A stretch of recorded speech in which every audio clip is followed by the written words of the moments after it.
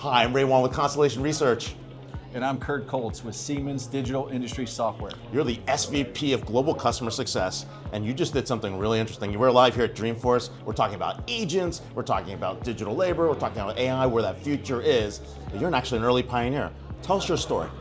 Well, I mean, we have a large globally distributed workforce, somewhere around 4,500 employees around the world. We have a very broad software portfolio. We service all industries all around the world. So for us, success is getting the right resource on the right project at the right time. That's this trifecta of success. Customer gets a good outcome, our business succeeds, and our employees are happy. And you know, we're running all those staffing decisions today on Certinia, a little bit manual based on the process, and we felt like partnering with Certinia to take advantage of the staffing agent would just let us take that process to the whole next level.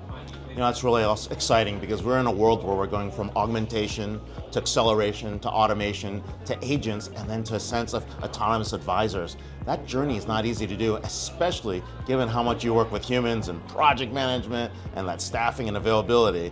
What have you learned? What are some lessons, some good use cases coming out of this? Yeah, it's a great question.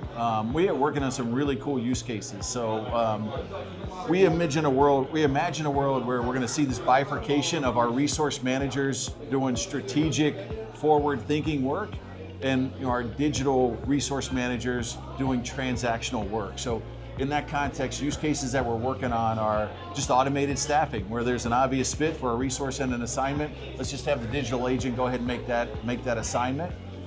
Skills matching, we have thousands of resources. They all have a competency model of 100 or so competencies.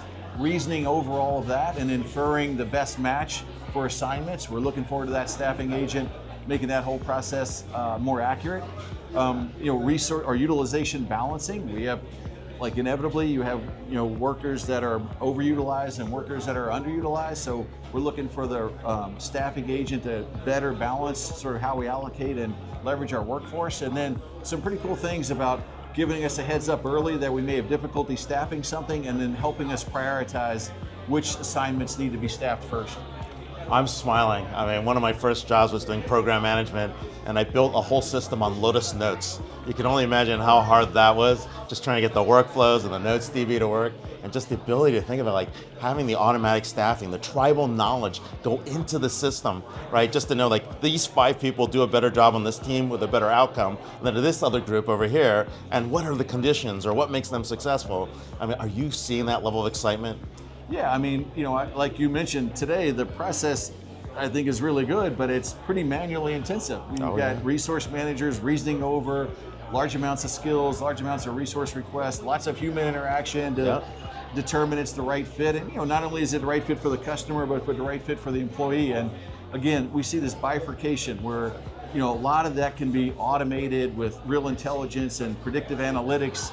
And then again, we have our resource managers now repositioned to think about the future. Where is demand going in the future, and what actions can we take today to prepare ourselves 6, 9, 12 months in the future? So now they're taking all their intelligence and all their expertise to plan further out instead of doing all the manual tasks. Absolutely, right? Which is just going to bring a win-win for our business, right? That's employee satisfaction. People can be more strategic. They can start thinking about how to actually deploy things better. You might even get to brand new processes. Yeah. Well, I mean, that's the intent. I mean, the intent is that we fundamentally transform every single process that we're using to run this business, and infuse it with all flavors of AI. Well, I'm going to ask you an important question. Everybody out there is trying to figure out, where do I start? How did you figure out where to start? Did you take a small project, start there? Did you do the big bang? Did you say, hey, here's an area that is going to have the most impact, let's start here, more repetitive, highly volume kind of area tasks? Yeah, I mean, we run a large set of business processes. And so the place to start was, how can we improve these business processes leveraging this technology? So we sort of did a process landscape, and we're actually working in parallel, right? Parallel processing. So multiple processes are owned by different leaders, and they're off to go automate that process, under an overarching umbrella, leveraging a consistent set of technology, and doing it incrementally. So we will decompose a process into a set of use cases. We'll realize those use cases. Every time we realize a use case, we bring incremental value to the business. We AI assist that process, and through the journey, we'll eventually have a completely transformed process. I love how you moved from AI aware to almost AI native, and that's actually very exciting.